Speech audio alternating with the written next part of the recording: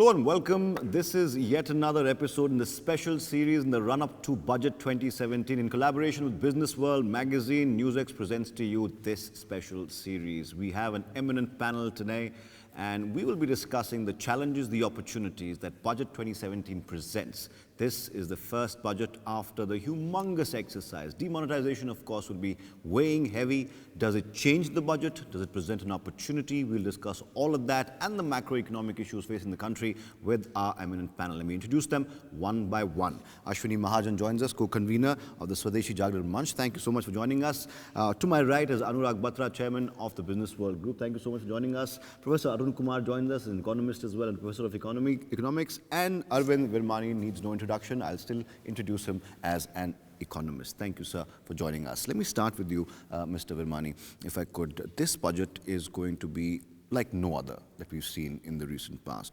The focus on job creation as well as somehow alleviating the pain, or short-term pain of demonetization. How do you think the finance minister is going to be tackling the budget? Do you think he will keep to fiscal targets, or will there be, as some people have called it, wealth redistribution? How do you see it? Well, I think what is unique is what has preceded it, as you noted, the demonetization. And therefore, I think one of the key differences will be how to minimize the negative effects of the demonetization, which I believe are mostly short-term, but still they will remain short-term if they are minimized. And also to use the opportunity created by this demonetization in terms of its political, initial, at least again, political positives. So given that, it's really, broadly it's about, when we talk about black money, one can divide it into two parts. One is tax evasion and the corruption associated with it, and let's say everything else, though there are details we can go into. So as far as the first part is concerned, which is right in the middle, it's obviously part of the budget. I believe that the finance minister will utilize this opportunity, for example, to accelerate the CIT, the corporate tax reform, which he has announced several budgets ago. And I think he may also use the opportunity to do personal income tax reform. I don't know whether you saw it, but we recommended what we call a negative income tax. So combine tax reform with some form of transfers which are consistent with this whole e-digital, e-governance, e-platform approach. There's a lot of expectation, Anurag, from this budget, especially post-demonetization. There is a large consensus, I could say, that this time around tax slabs perhaps will be tinkered with. There's something for the Aam Aadmi, the middle class there. See, I think this budget coming right before three key elections.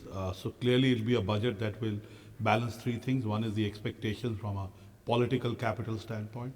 The second is from the fiscal prudence standpoint. And third is structural changes in the tax structure and the economy, which has a long-term impact. So the finance minister has to do all three in one go.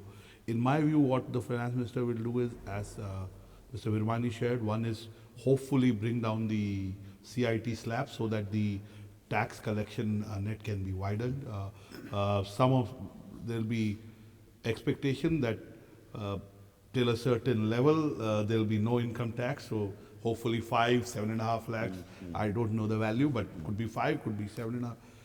Second, there will be measures to promote cashless transactions. Third, there will be increased investment announced in the budget in infrastructure. Because this is a first budget where the railway budget and the budget are being clubbed, the assets of the railways in some way will be put to use in this budget. And last but not the least, the Prime Minister has been talking about affordable housing for everyone. Exactly. And he's had a vision in terms of affordable housing. I think there'll be breaks in that Do you believe that low housing or low income housing could be given infrastructure status? That's been the demand. It should be. In fact, a friend of mine calls it the Parle-Ji housing, the basic, So I think there is a lot of work, and some private sector players have done very good work. I'm hoping that this budget incentivizes that sector. again, when this is the fourth budget of this government and this finance minister, and there have been expectations in the past budgets, and the last budget, the finance minister and the government pitched as a budget which was a real social balancer. I think this budget will be a maha-social balancer. At least that's the Do expectation. you also see that going in? Because, opinion is still divided on demonetization. It's very sharply divided, as you know. We're still in the process of collating data. All the results are not yet. So it's been very difficult to say what impact it ultimately has. But as someone put it the other day, if this turns out to be a populist inclined budget, wouldn't that be really going against what the credo of the government really was, empowerment over entitlement? How do you see this going? See, formulation of a budget requires us to know what's happening to the GDP, because all our projections for expenditures and revenue depend on what's happening currently to the GDP, and then going forward what will happen to the GDP in the future. We've already had the chief statistician of the government say we don't know what the effect of demonetization is. So we can't give you the numbers with demonetization. So therefore, the formulation of the budget will be a huge problem. We won't have the proper expenditure figures, we won't have the proper revenue figures. So we won't know how much revenue we will get, which then can finance the expenditures that are to be done, whether for the poor or for any other class of people. Now, once that is a problem, then we have to also see the external sector. The external sector is also proven to be very unstable, with the US Fed rates going up. FII money is going out. That will also impact the economy, quite substantially. So in other words, this budget is being formulated with uncertainty inside and uncertainty outside. You see spending going up? No. So my suspicion is that given that there has been a decline in the GDP rate of growth in the last 2 months, that is in November, December, and it's probably continuing and probably will continue for the remaining part of this financial year. Now, what do you project on? Do you project on the basis of what happened in the earlier 7 months or what's happening in the last 5 months? Usually what should be done is to project on the basis of what's happening in the last 2 months and going forward to the, up to March. If that is the case, then our revenues are not going to be very buoyant, because the organized sector and the unorganized sector both have been hit. Today, the manufacturers' report has come, which has said that up to 30 to 40% impact is there. Similarly, House, PhD CCI in Delhi has done a survey which they reported up to 80% businesses, small and medium sector, are reporting a decline in their sales and output. Now, if 80% are reporting that, that means GDP is badly hit and probably is not in positive territory at all. It's probably showing negative growth, in which case resources will not be there for doing all these things. So as happens in all budgets, what you do is in part of the budget, you promise everything to everybody, to all the sections. In part B, which is the hard thing, where the revenues and the expenditures have to be matched, that is where the real crux will be. So something for everyone in part A, but the part B is where you'll expect. Dr. Virmani, Dr. Virmani, someone said if last year's budget was a budget of good intent, this budget has to be, after everything that's happened in the last 2 to 3 months, has to be a budget of action. And as Professor Arun Kumar said, it has to be something for everyone here. That's easier said than done, really, given the circumstances. No, I don't agree with your statement that the last about year what it should be. See, firstly, let me just clarify. The revenue, I think Dr. Mahajan also said, the revenue and expenditure are actuals for the current year. It's not, there is no projection, there's no connection with GDP in terms of projection, right? Yeah. So there are revenue estimates up till whenever the budget is made. Those have come in, they are somewhere there already. So that is the basis on which the projection will be made. Same with expenditure. Expenditure all goes through RBI accounts to the banking and all that is recorded. So we know what that is. I mean, no meaning we will know. Yeah. I mean, we don't know, but they know. Once it comes, documented, So, yes. the future projection doesn't depend on the real growth rate. This is a misunderstanding. Probably in the earlier years it was deliberate. We never used to say, but it depends on the nominal growth GDP rate. growth, yeah. And so the nominal will actually be about, projection most likely will be about 12 to 15%, which means that the budget, I don't think will be 20% higher, but let's say 15% higher, okay, roughly. So that's the first thing. The second thing is that he has already announced certain things connected with housing. On if 31st, you remember, on we 31st all December. noted that, I think the media noted, etc. And those indicate the I think a balance, I hope that balance is maintained. Well, that's kind of consistent with what you said, that it is spreading out things, but doing it very carefully. But actually there is evidence for this, from study of credit incentives, etc. in history, whether it's Korea or any other country, what we find is small incentives work much better than large ones, because large ones always invite corruption. So actually the person who is intended for doesn't get it. So that was the balance. I think it will be maintained. So you're saying that the national security, social security scheme that the government might be mulling right now, I'm not sure what they're going to call it, that means a large number of people are covered with smaller amounts. Right. That could be a possibility in this budget? That's right. That's what I would conclude from my long... I totally agree. I think there is an expectation there, and I think the finance minister will meet that in the government. The other is the farm sector, the agriculture sector. Also, let's look at the UP elections. Let's look at Punjab. I think they have very huge rural populations, very large base of farmers. And the Prime Minister in his speeches also has talked about how farmers are really core constituency for him. And so I think if you look at the whole demonetization movement of identifying and working for the really marginalized and making sure, I think on the rural side there will be incentives.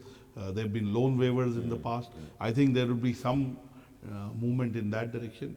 And again, I'll go back to the demonetization is one part of correcting the economy. The other is structural change in corporate income tax. I'd be very happy if the corporate income tax rate slabs are brought down. 15% would be ideal, but may not happen. But anything that is, and second is some slabs being done away, where there is no income tax at all. I think if the government did that, then with demonetization, it is really making a structural change to a more open, transparent, declaration-based economy. But do you really see corporate tax going down as much? No, I don't see it going down to 15%, but maybe 2.5%, maybe 5%. I would, because if that happens, then declarations will go up, as Dr. Virmani also shares, that structural changes need to be brought about, and those small changes will impact the economy. I think that's an expectation. Percentage can vary. The finance minister has given out figures how much tax revenue has increased. He's said direct tax has gone up and so by so and so, indirect tax has gone by so and so, and there will be more steps perhaps in the offing in the future, maybe in the budget, maybe after that. Do you believe that that particular vein of policy making is going to continue in this? Let me clarify. Actually, the figures that have come out about tax increases, about IIP increases, etc., don't really reflect what's happening on the ground. Okay. All the reports are that there's a huge slowdown in the organized sector and the unorganized sector. What has happened is, if you look at the direct tax collection and the indirect tax collection, in the first 6 months itself, they had gone up very substantially. So I think what's happening is it's being projected from there rather than actual figures that are coming in. Similarly, you see VAT, for instance, old notes were allowed to be used to pay the tax. So I think a lot of people paid the tax. Similarly, property tax was paid with old notes, and that's why property tax collection in Delhi went up, which means that now that will not happen because that's already happened. Yeah. So in the months of December, January, February, March, that is not going to happen. So I think that buoyancy is not going to be maintained. Especially if the organized sectors hit, then their profits are hit, and therefore the tax payments that will get hit. And the Indian Express carried a report which showed that in Bombay, the 40 top companies had actually brought down what they paid in the December quarter. Okay, so my suspicion is that the point I was making was that when you project in the budget, you use the GDP figures. Okay, and what is happening is that you project on the basis of GDP figures plus what you're collecting now. Okay, and if the collections now go down, and then you're projecting on the basis of a lower GDP, then the revenue collection in the coming year would be lower. Therefore, the expenditure possibilities go down. Okay. So my point is that actually this is the difficulty that the budget is facing. So in a sense, the budget is in a pincer. If you allow the deficit to rise to do these expenditures, then you'll be downgraded by the rating agencies. It's a very interesting comment. I want a quick reaction. But just to complete, the pincer is that if you allow the deficit to rise, the downgrade will take place. If you don't allow the deficit to rise, then you'll have to cut back on social expenditures or on capital items. Okay, very quickly, because I have to take a break. The budget is in a pincer right now. Would you agree with that statement per se? See, if you look at the blog I wrote 1 week after the demonetization, I had made two important economic points. One, that retail trade will go down. So that means the implication of that is, for example, service tax collections will go down. We will see when the thing comes in. And secondly, what I had said was that production will only be affected as long as, will take, if cash doesn't come back into the economy, then only it will be affected. The implication of that is that I did not expect production to go down that dramatically in November and December. Which it but if did. cash shortage, no, it won't. We'll see the data. Okay. The IIP data does not show that. Okay. Please remember, I'm talking between retail sales different from production. They are two different things. When you have a service, it's immediate. It's the same. As you produce it, you sell it. Okay. So that will be affected, but production need not be affected. The third point was that the collection would go up from income tax, independent of what happens to GDP, because declarations will increase because of demonetization. Okay. So we will see these three predictions, in my view, will come true. Quick point. One thing we are missing here is that with demonetization and the cashless economy coming in and more of black economy turning into a white economy, that is also going to increase the tax revenues in the coming year and in this year as well. So, as Dr. Virmani has also pointed out that declaration may increase the tax revenue this year, and in future year projections also you can. But I have a point on that. Quickly, though, I have to take a break. Yeah, the point is, you see, when does an income become black? Suppose I make a declaration in the bank, I deposit money.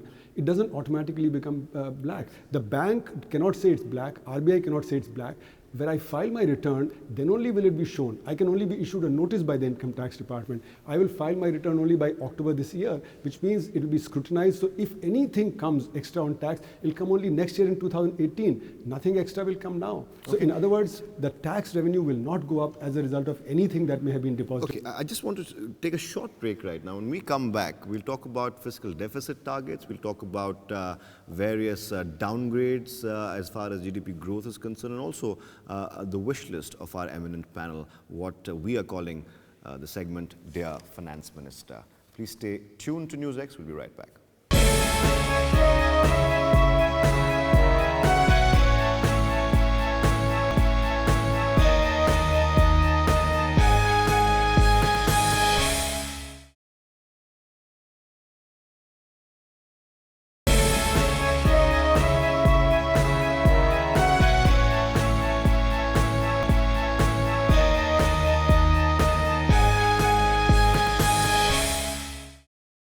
Welcome back. Still in conversation with Arvind Virmani, Ashwani, Mahajan, Arun Kumar, and Mr. Anurag Batra.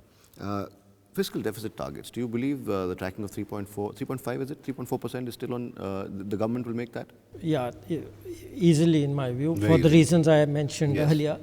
For next year, I think there is a issue whether they will stick to the plan which was outlined earlier, and that is the tough choice actually. Credibility, if credibility has been negatively affected by demonetization, as some people say, whether it's RBI or whatever, then that would indicate that they stick to the earlier trend line, which I think was 3. I don't remember the exact number. I think it was 3% for this next year. On the other hand, there is a lot of pressure, obviously, for things which were pointed out earlier, to do a little more on the social side as well as on investment, because investment really we haven't discussed, but that obviously remains a very strong focus of the budget, whether it's directly by the government or indirectly by the corporate sector, which is a big problem area. I am not sure whether they will stick to the 3% or perhaps go up. And private to investment 3.5. going down, especially infrastructure, is a key concern. I mean, the public-private partnership model hasn't really sort of delivered what we wanted it to deliver. The reason behind that is we could not bring down the rate of interest. What happened during Atal Bihari Vajpayee's regime, rate of interest had come down drastically down. So, as a result of that, you could see many infrastructure projects coming in. But all these years, rate of interest, the expectations from the rate of interest were not there, really not met. And this time, government is having various advantages. One, they will be having larger funds. Second, they will be facing a declining rate of interest regime. Now, as we see, without repo rate being brought down, banks on their own they have reduced the rate of interest. Yes. And if repo rate comes down further, what I believe is at least from 8th November onwards, I feel 2.5% decline in the rate of interest. Government will have a tough time from the senior citizens. For that, they have to make provisions. I think there's something already in the works, perhaps Yeah. slabs for the senior citizens for could also be that, taken. so funding part is not going to be a big problem. Now, projects, if you have good projects, funding will automatically be done. You have a lot of funds with the banks, rate of interest is down, and now if housing is also coming under, or especially the low cost housing is also, housing, yeah. so that would give a big boost to the infrastructure sector. Okay. So, so what I believe is, as Dr. Virmani is also agreeing to that there is going to be a big jump in the budget. Okay. Very quickly then, because I have very little time, Anurag Batra, where do you see the bright spots in 2017-18, and where do you think, if at all, the Yeah, budget? so we talked on the revenue side. Let me talk on the capital deployment side. I would expect that the deployment in healthcare goes up in terms of what the government provides, deployment in education to go up, especially in primary education, in deployment in infrastructure to go up. And very important, it is deployment in safety and security of women. I expect in this budget there will be a focus on that. So deployment in these 4 sectors going up more than ever, because the collections will be higher. What number? We don't know yet. We don't know yet. But it'll be high. It will be higher. So that is what I am expecting from the government to happen. And as I said, it will be a budget that will be balancing the political capital required from the budget, the social capital to bring about the change of the Prime Minister, and third is structural changes to actually kickstart the So a economy. tightrope walk, Absolutely. if there ever was one. I have only time for 2 more questions, and that, of course, is to Arun Kumar, and we'll end with Dr. Virmani if we can. If the Finance Minister was right here, and you had 3 things to tell him for the budget, what would the top 3 things be? Firstly, the budget should be realistic. Revenue and expenditure should be based on what the projections should really be, rather than on some wish list that we do that. The budget would be a political budget because the elections are coming, so they'll have to make a lot of political announcements, but whether they'll be fulfilled at the end of the year, that's a separate matter. We've had a situation between 2010 and 2015 that almost 1 lakh crore each year was cut from the plan expenditure. So things were announced for political reasons, but they were not implemented. So implementation, I think, is something that should be taken seriously. Thirdly, I'd say this pincer that is there between how much deficit and how much expenditure increase, that has to be properly done. If that's not properly done, I think the budget for next year will be even more trouble. Fair enough. We'll end with Dr. Virmani's top 3. So first, of course, is tax reform. We talked about corporate income tax, GST, and personal income tax. Second is this reform of the subsidy transfer system. Whether you call it direct benefit transfer or direct cash transfer. Yeah. And in my view, it's not just economic, it's economic and political, because if at the end of 5 years you can say we are passing directly to you such and such amount of money, it also has political benefits. That's what people don't understand, because you're getting it straight from the central government. So And plug third, leakage is there as well. to continue the process which has been happening. You remember the cooking gas, Yes, etc. yes. To continue that process, don't stop because of all this disruption. And finally, digital India. I think if you're going to make the case that we are going to become etc., you really got to get digital India out there into the rural areas. All right. There's the wish list there, and that's our eminent panel. The budget is on February the 1st. We'll all be eagerly waiting. Whether this will have something for you or something for everyone, we'll have to wait and watch. Thank you, Anurag Batra, Arun Kumar, Dr. Virmani, and Professor Mahajan as well. That's all the time we have in our special series. I've been Athar Khan. Good day.